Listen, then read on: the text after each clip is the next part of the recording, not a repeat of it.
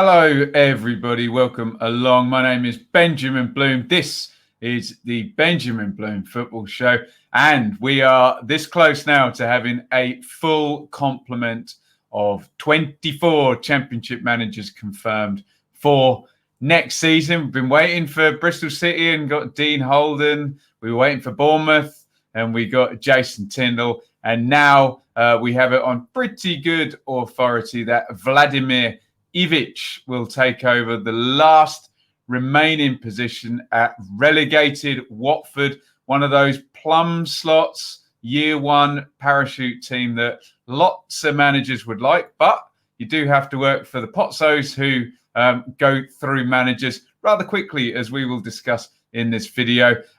So Ivic, the story broke last night on The Athletic. That was Adam Leventhal will be Watford's new head coach, 2-year deal agreed. Full details on the Serbian in a good article by Adam there. Jason Burt has gone all in just now. I'm recording, 11:05. So just about 10 minutes ago, Jason Burt tweeted Watford to appoint Serbian Vladimir Ivic. So we don't have formal announcement yet, but this is happening. So this will be my analysis and my reaction to Ivic coming in a plum job for a club that has been in the Premier League, I think, for the past 5 seasons, and in receipt of those parachute payments, 3 years of the parachute payments as well, which always is a nice gig. If you want to become a Premier League manager, those are the jobs you want to take. That's Ivic's Wikipedia.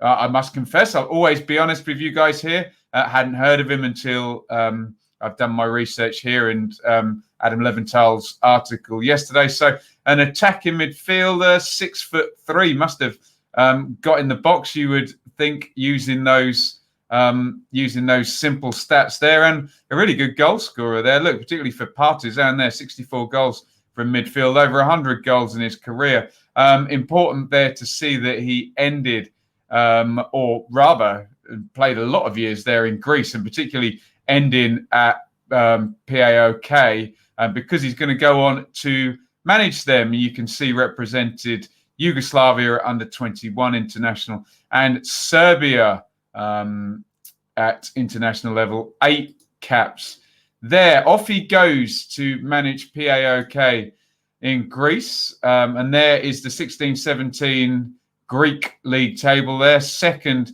position behind Olympiacos, and also he wins the Greek Cup there, beating AEK in the final. You can see down in the left-hand corner, manager Vladimir Ivic. So impressive start in one season in Greece, even more impressive in Israel. And once again, I look, winning is winning, and there are coaches of every other team that he's up against. But I'm not going to admit to know, who's kings of Greece or who's kings of Israel. What I do know is that that record is sensational, of 27 wins and 8 draws and 1 defeat with Maccabi Tel Aviv there in 18-19. Pretty much replicates it there. 26 wins, 9 draws and only 1 defeat. So also, this is the Toto Cup in Israel in September 2018.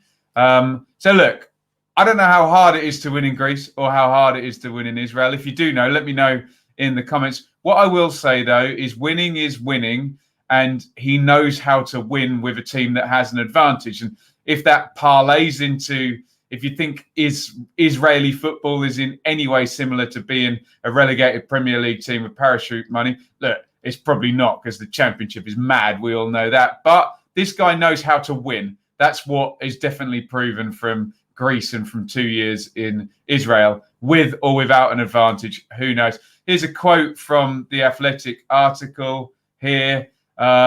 I know what I want, and perhaps even more important, what I imagine is realistic to implement. He told Serbian newspaper Danas, I align myself with the available staff and adapt to the environment without losing sight of the club's result requirements. Personally, I like attacking and aggressive football with high pressure, but I tailor the scheme according to the circumstances.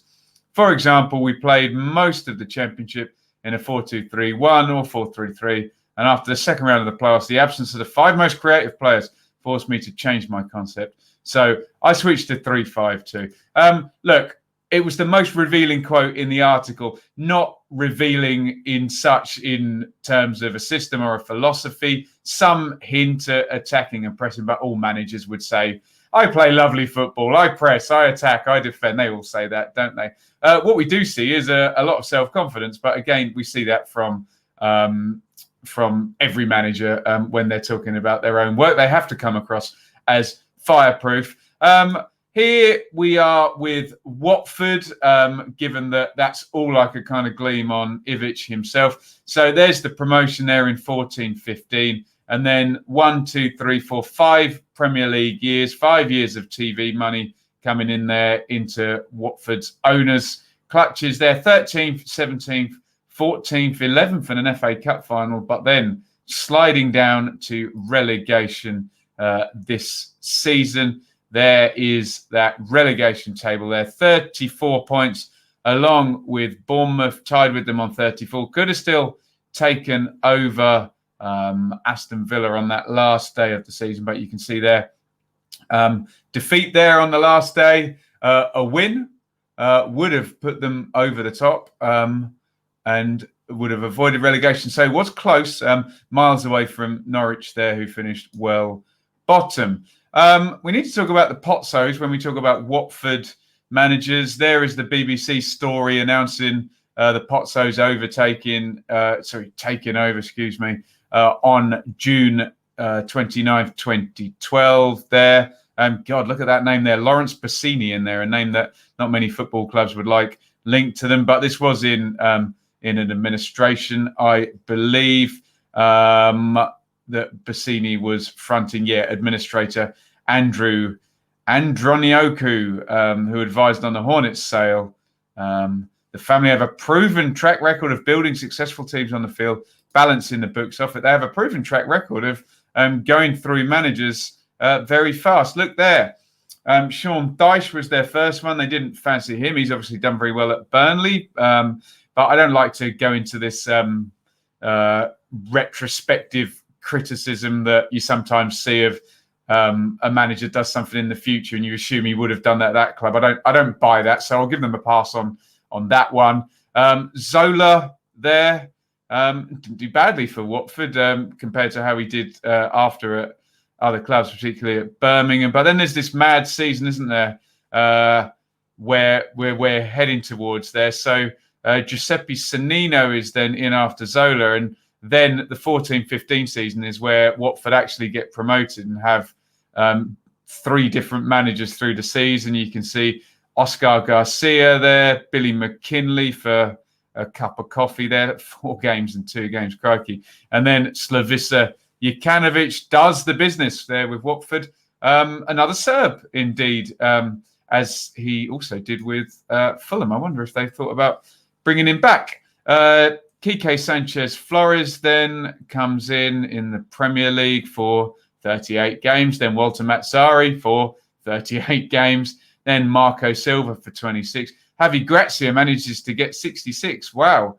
Quique Sanchez Flores returns for 12 games.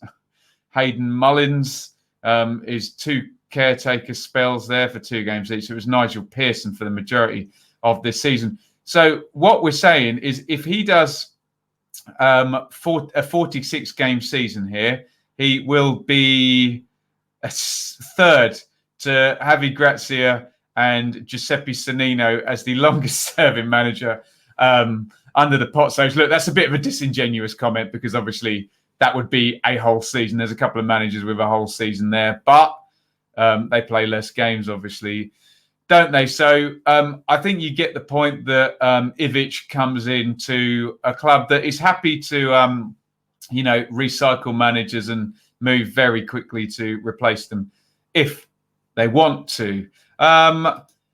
This is Transfermarkt's assessment of the most valuable players at Watford, because what we do know about every Championship club is they're going to have a clear out.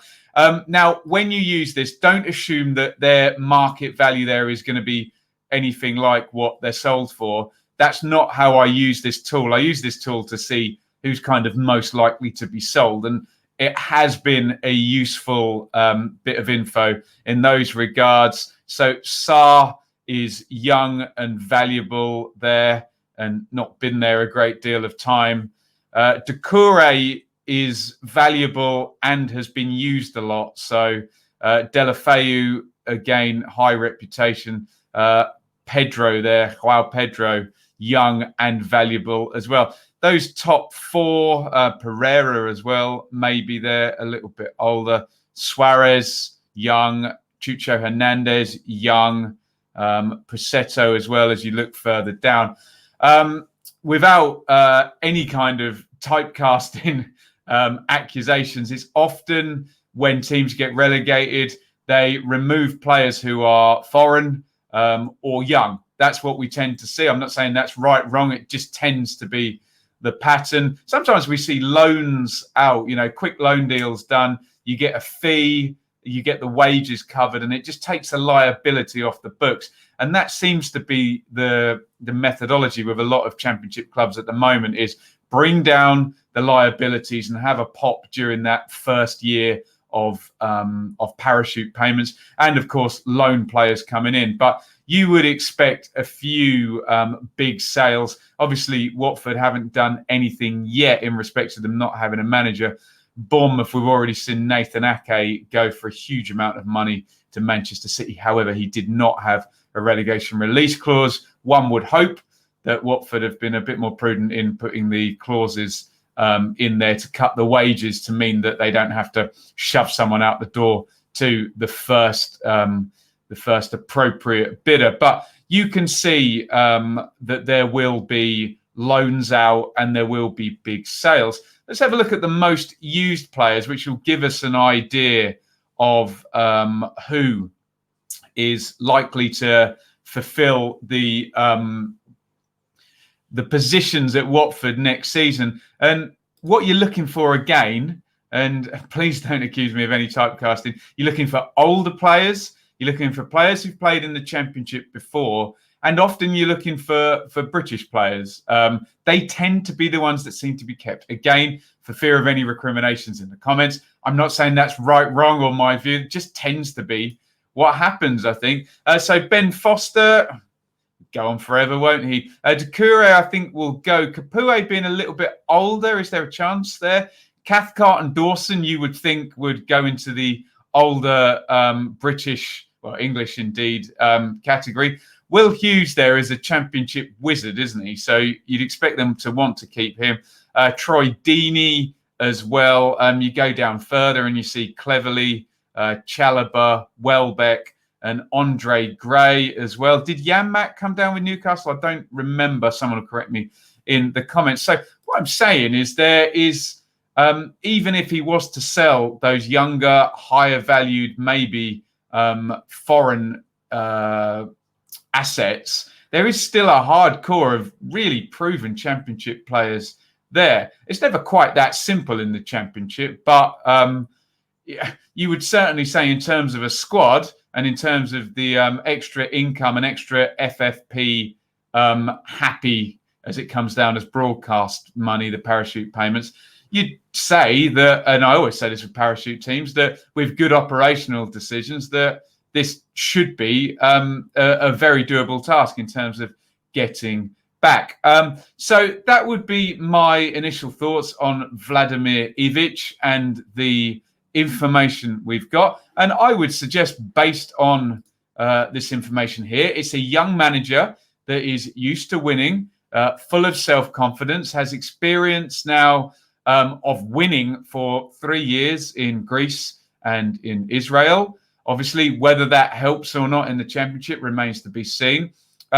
Yes, there's a caveat that says the Pozzos don't suffer fools gladly. And if even if it could build to something bigger, if he's down, I don't know, 15th to 18th or something with over 20 games gone and the January window approaching, yes, you could see him getting gone, even if it would have panned out to do something good. So with all that being said, with parachute money and the squad, despite the sales and the Pozzos in situ, you would say he needs to be the top 6 or the top 8 with the start of December, that sort of area to be safe. So that would be my thoughts. But I like the hire. It looks good to me. It looks like he's a winning manager. He's young.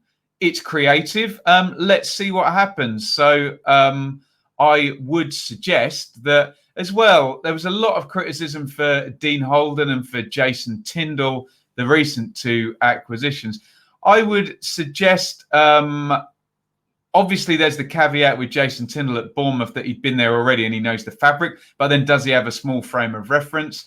And the same thing with Dean Holden as well at Bristol City, that maybe he doesn't have a wide frame of reference or a winning mentality from 2 other clubs. So in terms of ranking these appointments, I quite like this one, to be honest, but it is unknown and it could all fall flat on its face.